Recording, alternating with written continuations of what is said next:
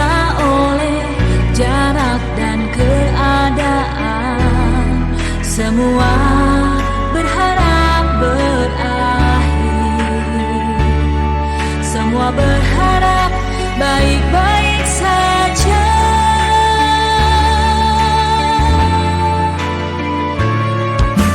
Aku di sini dan kamu di sana, kita bertemu lewat dunia maya. Sehari biasa saja, terlalu lama jadi mulai rindu. Tetap di rumah, belajarlah dengan tenang. Semua ini pasti berlalu. Tetap di rumah, kesehatan yang utama. Kami di sini mendoakanmu, selalu ada untukmu.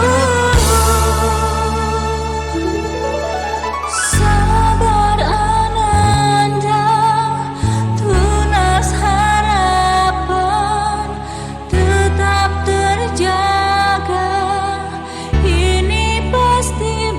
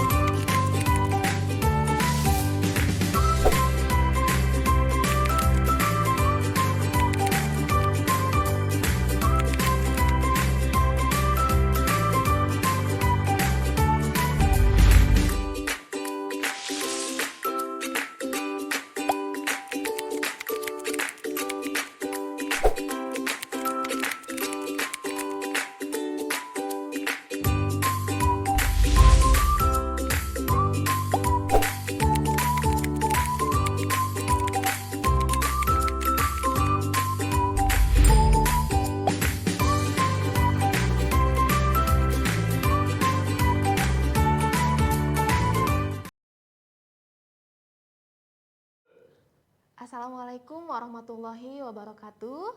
Selamat pagi dan selamat berjumpa kembali masih bersama Ibu Lina Anggraini pada pembelajaran jarak jauh hari ini. Tentu saja masih melalui media pendidikan Mekar Harum TV.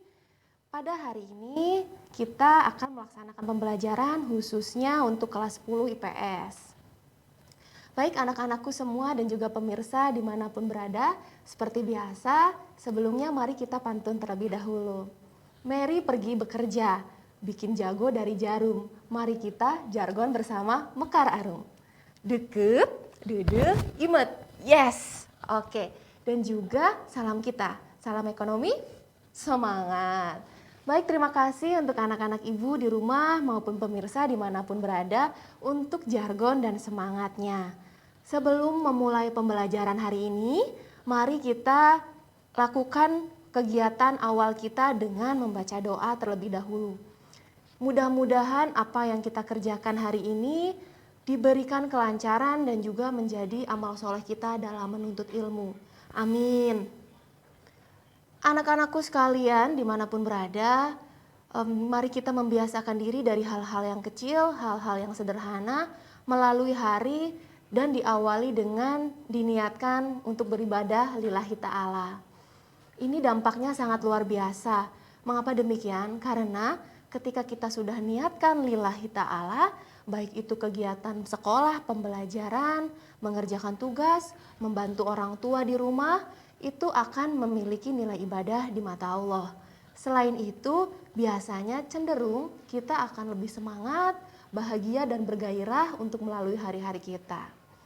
Dan bahkan apabila sudah diniatkan lillahi ta'ala, setiap waktu, kemudian juga proses, bahkan lelah dan ngantuknya kita dalam belajar tatap muka misalkan seperti ini secara online, itu tetap akan dihitung sebagai nilai ibadah. Sungguh luar biasa sekali kan manfaatnya. Jadi mari anak-anakku yang hari ini belum diniatkan, mari kita bersama-sama untuk niatkan ibadah hari ini. Baik, dalam pembelajaran hari ini sebelumnya kita sudah melakukan evaluasi. Oh ya, sebelumnya juga Ibu ingin menanyakan kabar bagaimana kabarnya hari ini, karena ini babak awal memasuki pembelajaran materi di bab 2. Mudah-mudahan kita semakin semangat dan semakin tertarik penasaran untuk materi-materi yang selanjutnya. Evaluasi yang sudah kita lakukan bersama di pembelajaran sebelumnya luar biasa, Ibu beri apresiasi karena hampir 80% nilainya itu 90, bahkan ada yang mencapai 95. Nah, bagi anak-anak Ibu, selamat yang sudah melihat kan secara langsung ya evaluasinya, nilainya bisa dilihat secara langsung oleh masing-masing. Semangat dan selamat yang sudah mendapatkan nilai sesuai keinginannya.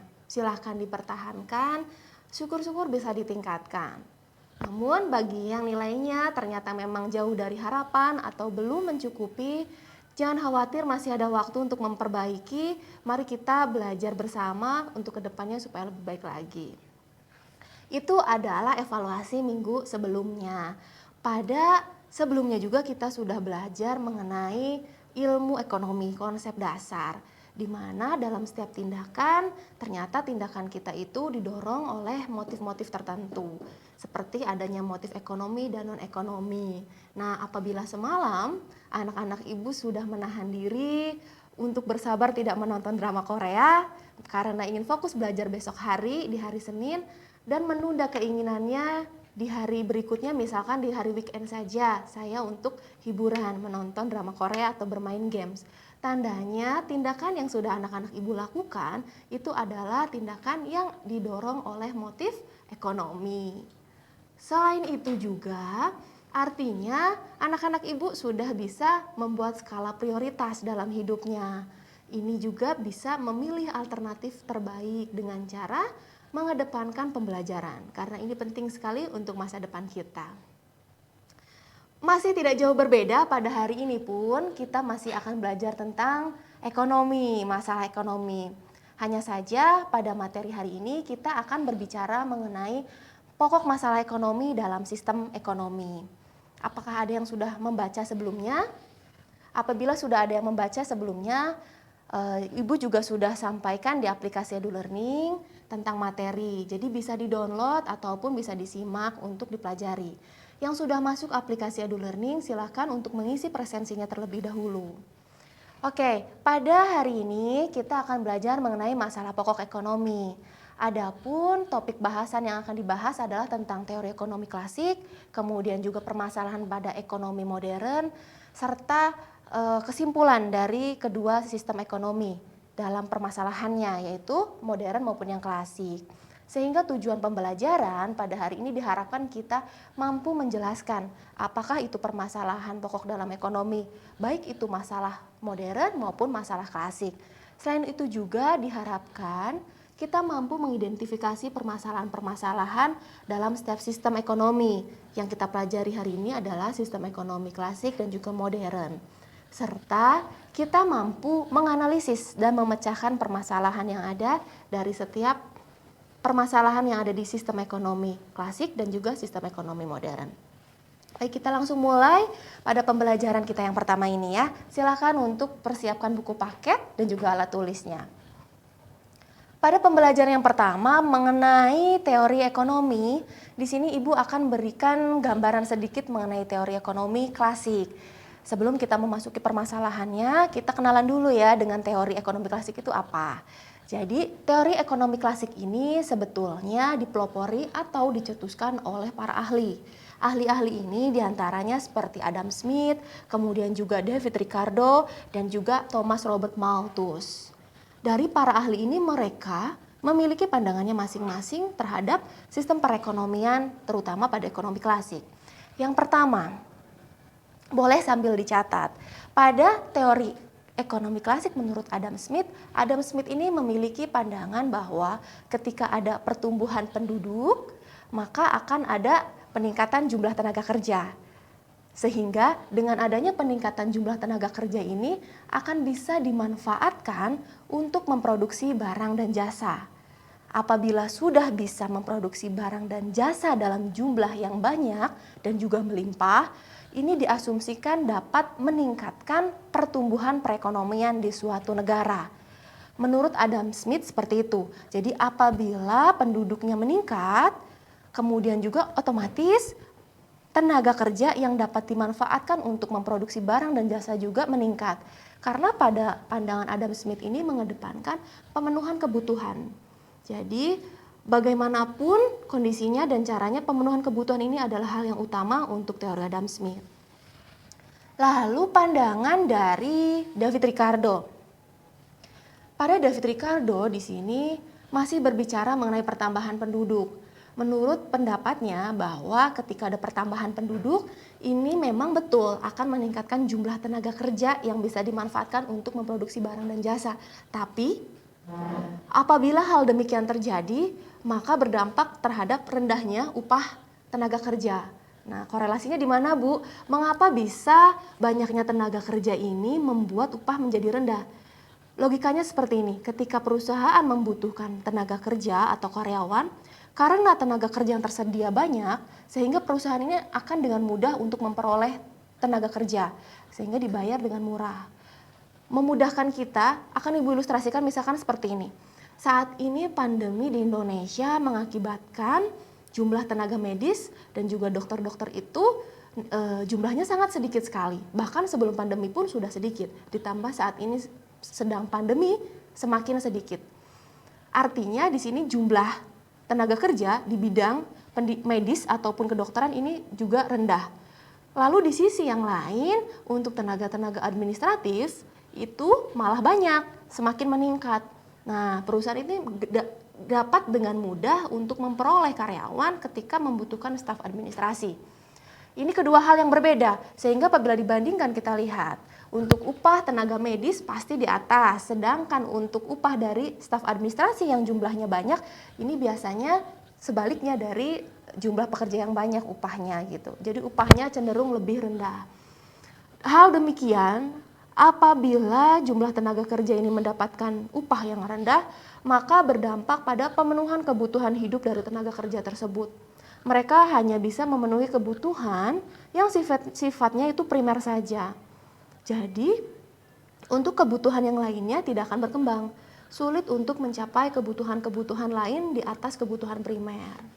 Oleh karena itu, sistem perekonomian di suatu negara tidak akan mengalami pertumbuhan ekonomi apabila jumlah penduduknya semakin meningkat. Ini pandangan dari David Ricardo.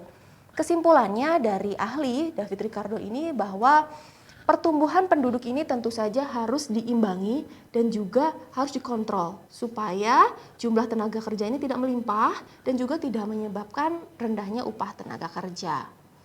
Nah, sependapat dengan pandangan David Ricardo, Robert Malthus juga mengatakan bahwa ketika penduduk mengalami peningkatan jumlahnya, maka ini akan mengakibatkan jumlah pangan yang harus diproduksi ataupun harus dihasilkan juga harus mengikuti jumlah penduduk tersebut. Kita tahu dan kita juga sudah belajar sebelumnya mengenai sumber daya alam, di mana seperti kebutuhan pokok kita itu kan diperoleh dari sumber daya alam yang kita miliki. Dan sumber daya alam ini sifatnya sangat terbatas. Peningkatan jumlah penduduk yang tinggi ini tidak seimbang dengan peningkatan jumlah produksi pangan kita misalkan di suatu negara. Nah, ini juga menjadi masalah dalam perekonomian. Sehingga menurut pandangan Malthus, apabila terjadi hal demikian, ini perekonomian ataupun pertumbuhannya itu akan stagnan. Jadi tidak akan ada pertumbuhan ekonomi di negara tersebut. Karena jumlah pangannya tidak mampu mencukupi atau mengimbangi dari banyaknya penduduk yang ada di suatu negara tersebut. Nah, sampai sini bisa dipahamin ya maksudnya antara pandangan Smith kemudian pandangan para ahli lainnya.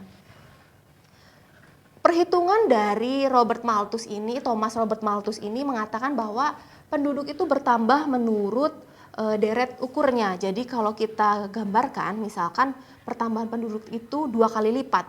Seperti 2, 4, 8, 16, 32, dan seterusnya. Nah, ini berbanding terbalik dengan pertambahan dari jumlah pangan atau makanan yang bisa kita produksi. Di mana pertambahannya itu didasarkan dari deret hitung seperti 1, 2, 3 dan seterusnya.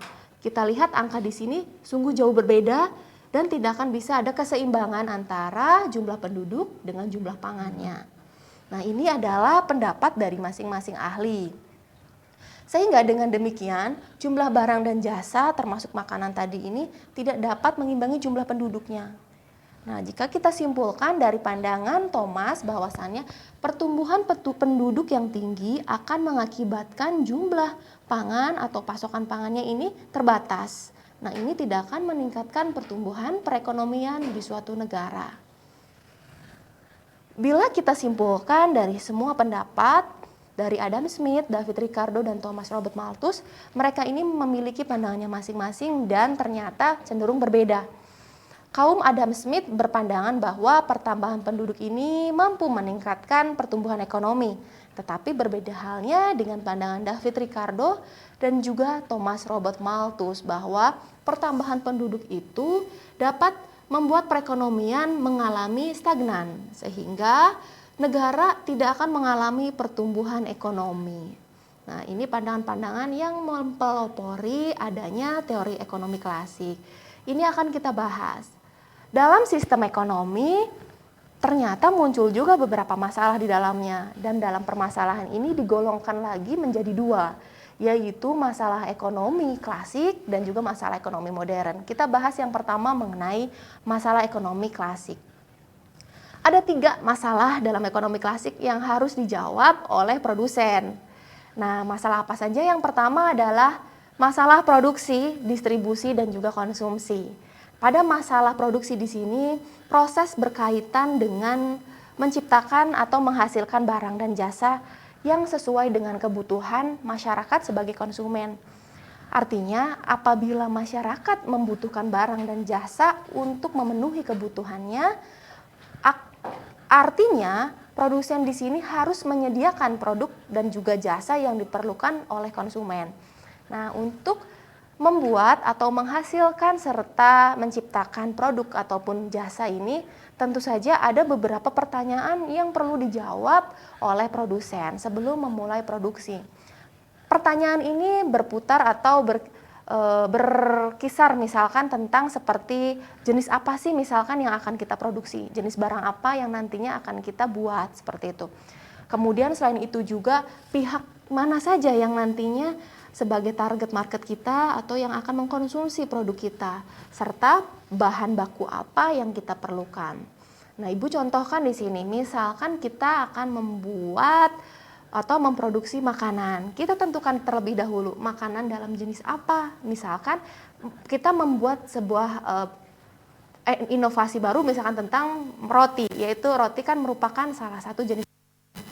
Ketika kita sudah menentukan roti yang akan kita buat atau akan kita produksi, selanjutnya kita akan mampu mengetahui bahan baku apa yang akan diperlukan.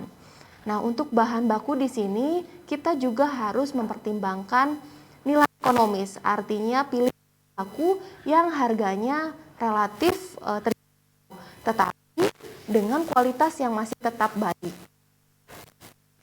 Didapatkan untuk juga misal bakunya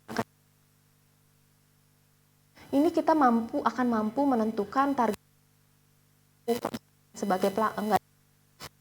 Karena roti ini digemari oleh berbagai kalangan, baik itu anak-anak, bahkan dewasa ataupun bahkan sampai usia lanjut, mampu membidik semua sasaran. Nah, kita nanti juga akan bisa mengetahui dari pihak-pihak ini cara apa yang baik untuk melakukan proses distribusi. Nah, dalam masalah ekonomi klasik, ini kita sudah masuk dalam permasalahan yang kedua, yaitu masalah distribusi. Di mana masalah distribusi ini berkaitan dengan cara mengantarkan produk atau jasa yang sudah kita produksi. Nah, untuk cara di sini kita juga harus mempertimbangkan banyak hal, baik dari segi akomodasinya, misalkan kendaraan atau alat angkutnya, kemudian pemilihan jalan juga harus kita perhatikan.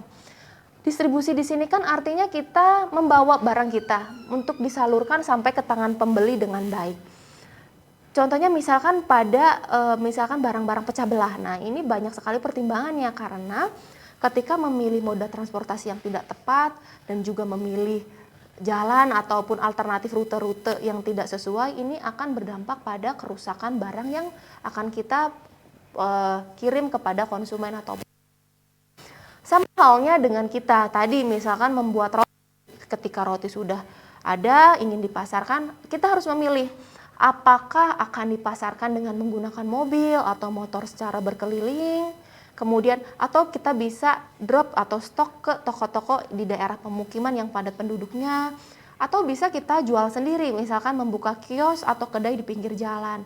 Nah, sebelum kita melakukan kegiatan, kita semuanya harus sudah terhitung atau terfikirkan, termasuk dari segi distribusi. Apalagi di sini roti itu biasanya ketahanannya tidak lama. Nah, kita juga harus pertimbangkan di situ. Ketika masalah produksi dan juga distribusi sudah kita atasi atau sudah mampu kita jawab pertanyaan-pertanyaan yang muncul dari masalah tersebut, masalah yang berikutnya muncul adalah masalah konsumsi. Nah, masalah konsumsi ini berkaitan dengan pertanyaan apakah barang dan jasa yang sudah kita hasilkan atau kita produksi ini sudah sesuai dengan kebutuhan dan keinginan dari konsumen atau belum. Nah, ini juga menjadi pemikiran kita dalam memproduksi suatu barang ataupun jasa. Jadi kita harus pikirkan juga apakah yang sudah kita buat ini sesuai nih dengan kebutuhan dari para konsumen atau malah sebaliknya nanti akan terbuang sia-sia atau tidak laku di pasaran. Apalagi seperti roti, ini dari rasa juga harus dipertimbangkan seleranya seperti apa gitu ya. Nah, itu adalah jenis-jenis permasalahan dalam teori ekonomi klasik. Jadi Ibu tegaskan lagi di sini ada masalah produksi, distribusi dan juga ada masalah konsumsi. Nah, lalu yang selanjutnya adalah golongan yang kedua pada permasalahan ekonomi, yaitu ekonomi modern. Nah, di sini pada permasalahan ekonomi modern itu lebih kompleks, lebih melebar, walaupun secara teori terlihat mudah dan sederhana, tetapi percayalah ketika pelaksanaannya ini perlu waktu, tenaga, dan pikiran untuk mempertimbangkan masalah-masalah yang muncul. Masalah apa saja?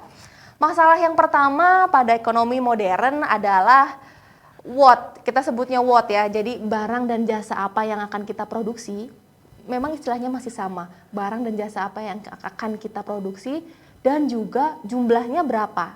Nah, ini sudah harus terfikirkan ketika kita ingin melakukan produksi barang dan jasa tersebut. Nah, pada produksi ataupun pada masalah what ini, yang pertama, kita itu harus mempertimbangkan selera pasar dan juga spesifikasi produk.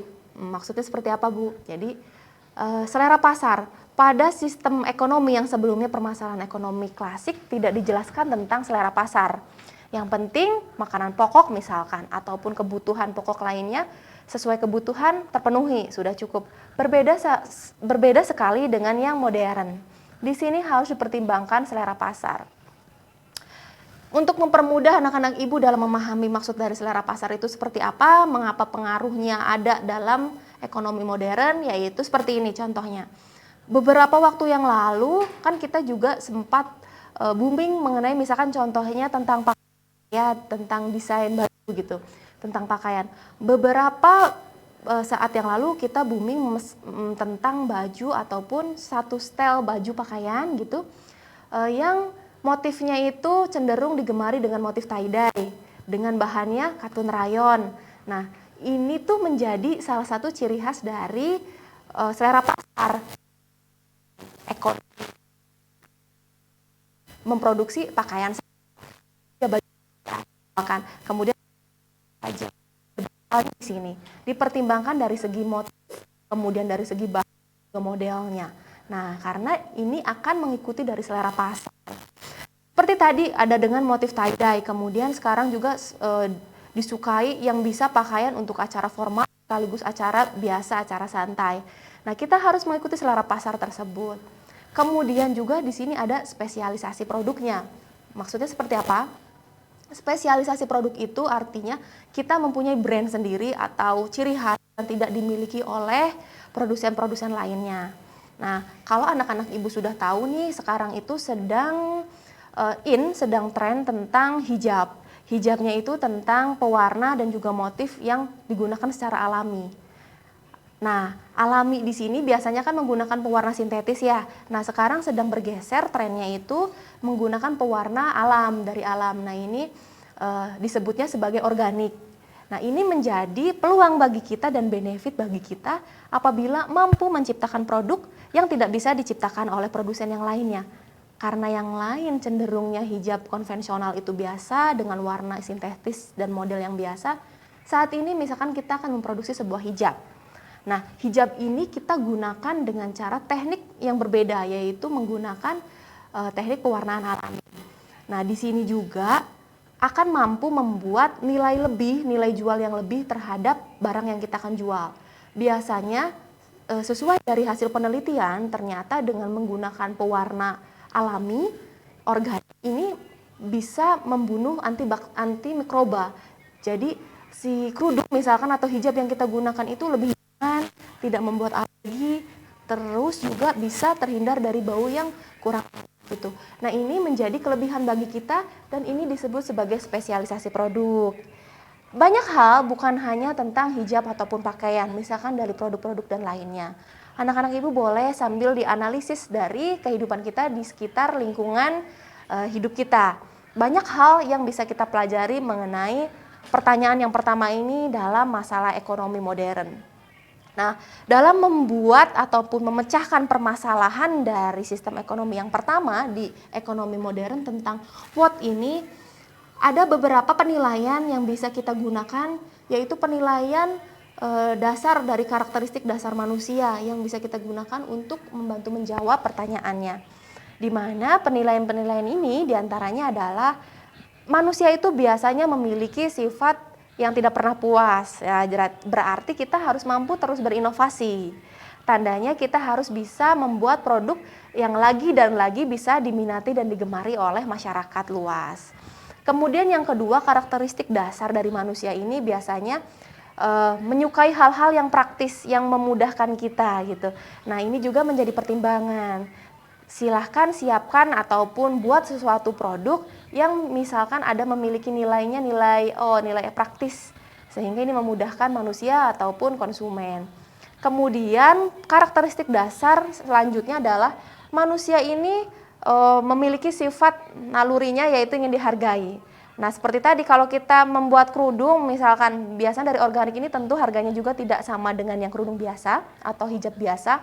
Harganya biasanya lebih prestis. Nah, ini menjadi sumber kemewahan gitu ya kalau kita sudah memakainya. Di pasaran itu yang ibu lihat kemarin itu kisaran harganya bisa sampai 200.000 ke atas.